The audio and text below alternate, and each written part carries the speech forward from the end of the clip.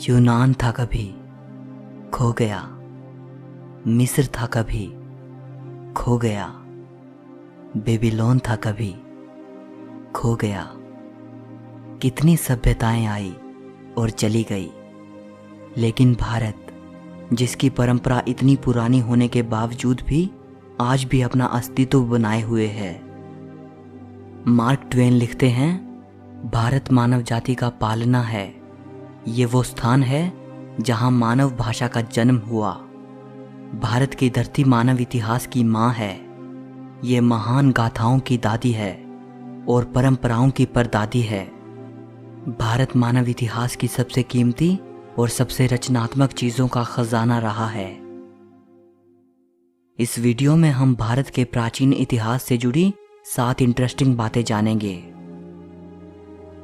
Number 1, archaeological evidences बताते हैं कि भारत का शहर वाराणसी दुनिया के सबसे प्राचीन बसाए गए शहरों में से एक है, जो आज भी अपने वजूद में है। इसे बनारस भी कहा जाता है और ऋग्वेद में इसे काशी कहा गया है।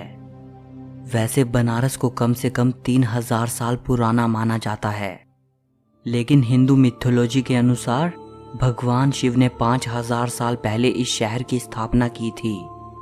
और आपको जानकर हैरानी होगी कि जब 2500 साल पहले भगवान बुद्ध काशी आए थे, उस वक्त भी इसे द एंशिएंट सिटी कहा जाता था।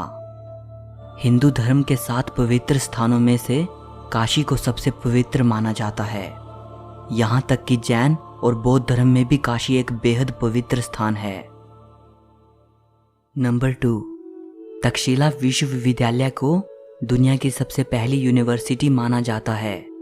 इसको ईसा से 700 साल पहले प्राचीन भारत के तक्षशिला शहर में स्थापित किया गया था। आजकल ये जगह पाकिस्तान में मौजूद है। तक्षशिला में विश्व भर के 10,500 से भी ज़्यादा स्टूडेंट्स पढ़ा करते थे। Science, math, medicine, politics, astrology, astronomy, music, religion और फिलोसफी जैसे 60 से भी ज़्यादा विषय यहाँ पढ़ाए जाते थे। अलग अलग विषयों के स्कॉलर्स ने अपने अपने आश्रम यहाँ बना रखे थे। हमारे मशहूर इकोनॉमिस्ट और फिलोसोफर विष्णुगुप्त चाणक्य तक्षशिला में आचार्य थे। चाइनीज ट्रैवलर फाहियान जब 5वीं सदी की शुरुआत में भारत आए थे, तो उन्होंने तक्षशिला को भी विजिट किया था। अपनी राइटिंग्स में उन्होंने तक्षशिला का जिक्र भी किया है। 7वीं सदी ईसा पूर्व से लेकर 5वीं सदी तक भारत का ये महान विश्वविद्यालय अच्छी तरह फला फूला। 6ठी सदी आते आते विदेशी हमलावरों ने तक्षशिला को पूरी तरह से नष्ट कर दिया।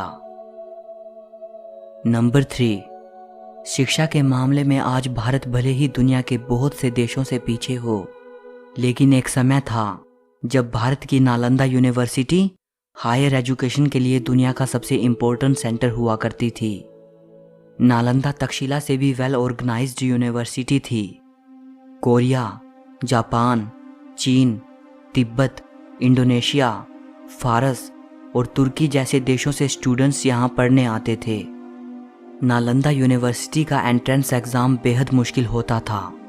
चुनिंदा प्रतिभाशाली स्टूडेंट्स ही प्रवेश पा सकते थे।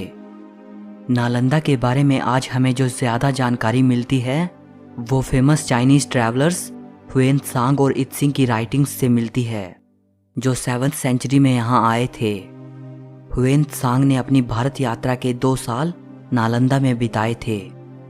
शुरुआत में वो एज अ स्टूडेंट यहाँ रहे, फिर बाद में उन्होंने यहाँ पढ़ाया भी। हुएन त्सांग लिखते हैं कि जब वो नालंदा आए थे, उस वक्त वहाँ 10,000 स्टूडेंट्स थे और 1510 आचार्य थे।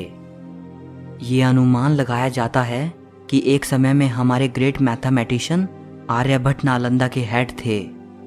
नालंदा में हजारों स्टूडेंट्स और स्कॉलर्स के अध्ययन के लिए एक विशाल लाइब्रेरी थी।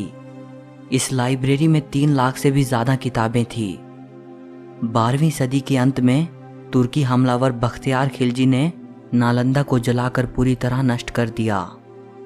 किसी ज़माने में नालंदा एक भव्य यूनिवर्सिटी हुआ करती थी। आजकल बस उसके खंडहर ही शेष बचे हैं। नंबर 4, इंडस वैली सिविलाइजेशन के जन्म से ही भारत का इतिहास शुरू हुआ माना जाता है। ये दुनिया की 3 सबसे प्राचीन सभ्यताओं में से एक थी, मेसोपोटामिया, एंशिएंट इजिप्ट और इंडस वैली सिविलाइजेशन। और अगर इसे एंशिएंट इजिप्ट और मेसोपोटामिया की सभ्यताओं से कंपेयर करें तो इंडस वैली सबसे ज़्यादा वाइड स्प्रेड सिविलाइजेशन थी। अगर इंफ्रास्ट्रक्चर और टाउन प्लानिंग की बात करें तो इंडस वैली सिविलाइजेशन उस समय के लिए एक बेहद एडवांस्ड सभ्यता थी। सिंधु घाटी सभ्यता के बारे में ये माना जाता है कि यह सभ्यता 3300 ईसा पूर्व से लेकर 1300 ईसा पूर्व तक अस्तित्व में थी। लेकिन नई डिस्कवरीज ये बताती हैं कि यह सभ्यता कम से कम 8000 साल पुरानी हो सकती है। 1920 तक हमें इस सभ्यता के बारे में कुछ भी नहीं पता था। 1920s में जब इंडिया के आर्कियोलॉजिकल डिपार्टमेंट ने इंडस वैली में खुदाई की तो वहाँ इस सभ्यता के 2 पुराने शहरों मोहेंजोदारो और हड़प्पा के अवशेष मिले थे। इसके बाद ही हमें इंडस वैली सिविलाइजेशन के बारे में पता चला। मोहेंजोदारो और हड़प्पा ये दोनों साइट्स अब पाकिस्तान में हैं। सिंधु घाटी सभ्यता के बारे में अभी तक बहुत ही कम जानकारी मिल पाई है और बहुत से प्रश्नों का जवाब मिलना अभी बाकी है। नंबर 5, जीरो का आविष्कार भारत में हुआ था। 2 महान इंडियन मैथमेटिशियंस ब्रह्मगुप्त और आर्यभट्ट को जीरो के आविष्कार के लिए क्रेडिट दिया जाता है और जिनको आज दुनिया अरबिक न्यूमरल्स कहती है, इनका आविष्कार अरब में नहीं हुआ था बल्कि 6th और 7th सेंचुरी में इनको इंडियन मैथमेटिशियंस ने इन्वेंट किया था। अरब और फारस के लोग इनको हिंदू न्यूमरल्स कहते थे। अल किंदी जो कि अरब के मैथमेटिशियन थे और अल ख्वारिज़मी जो कि फारस के मैथमेटिशियन थे। इन दोनों की राइटिंग्स के जरिए ही ये भारतीय न्यूमरल सिस्टम यूरोप तक पहुंचा था और इसीलिए बाद में यूरोपियंस इनको अरबिक न्यूमरल्स कहने लगे थे। आइंस्टाइन लिखते हैं, हम भारतीयों के बेहद ऋणी हैं जिन्होंने हमें गिनती करना सिखाया, जिसके बिना कोई भी सार्थक वैज्ञानिक खोज नहीं की जा सकती थी। नंबर 6, सर्जरीज कितनी मुश्किल होती हैं और अगर आप एक ऐसे ज़माने में हो जब स्कैल्पल का आविष्कार ही नहीं हुआ था तब तो इसकी कल्पना भी नहीं की जा सकती।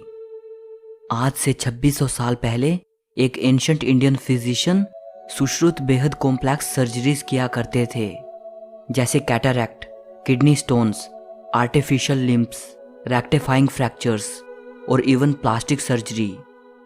सुश्रुत को पहला व्यक्ति माना जाता है जिसने इंसानों पर सबसे पहले मेडिकल सर्जरी परफॉर्म की, इसीलिए इनको फादर ऑफ सर्जरी भी कहा जाता है।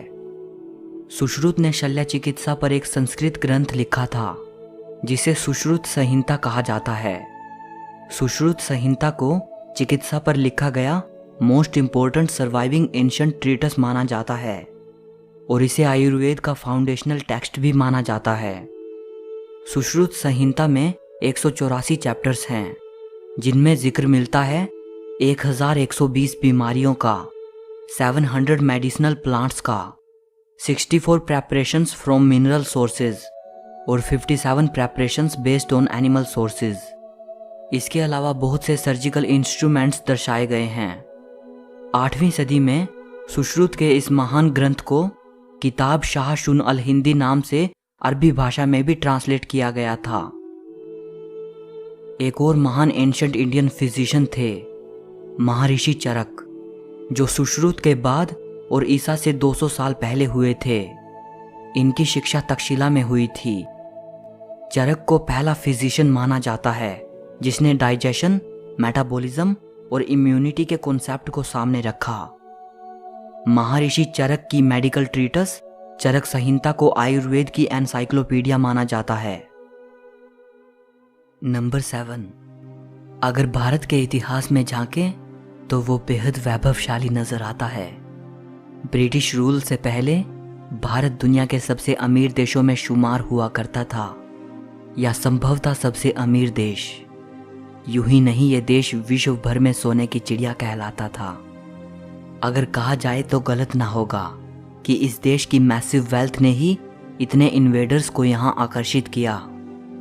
हैरानी की बात है कि इस देश को खोजने की चाहत ने अमेरिका की खोज करवा दी।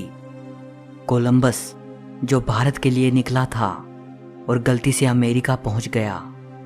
और कोलंबस के महज कुछ साल बाद ही वास्को ड गामा भारत की जमीन पर कदम रखने वाला पहला यूरोपियन बना। सो इस वीडियो के लिए बस इतना ही।